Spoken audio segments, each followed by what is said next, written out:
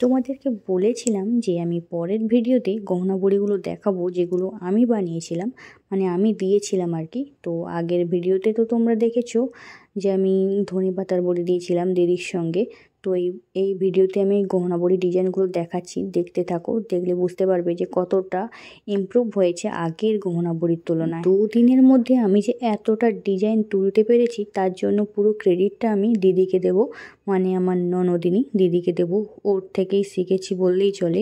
আমি ওর ডিজাইনগুলো দেখছিলাম ও কীভাবে করছে, সেটা দেখে দেখে শিখেছি এবং আমাকে অনেক কিছু বলেও দিচ্ছিল যে এভাবে করো ওভাবে করো। তো সেটার থেকেই আর কি শেখা। তো আশা করি আরও ভালো হবে আরও দিতে থাকলে। আজকে কিন্তু আমরা দুজন মিলে অনেক বড়ি দিয়েছিলাম, আর বড়ির এই ব্যাটারটা ফেটিয়েছিল দিদা আর বড় মা মিলে, আর আমরা দুজন মিলে বড়ি দিয়েছিলাম, আমি আর দিদি। অ্যাকচুয়ালি এই গহনা বড়িগুলি কিন্তু আমাদের পূর্ব মেদিনীপুরেরই বিখ্যাত বড়ি। এই বড়িগুলো দেওয়ার সঙ্গে সঙ্গে কিন্তু ভাজা খেতেও আমার দারুণ লাগে। তোমাদের কেমন লাগে জানি।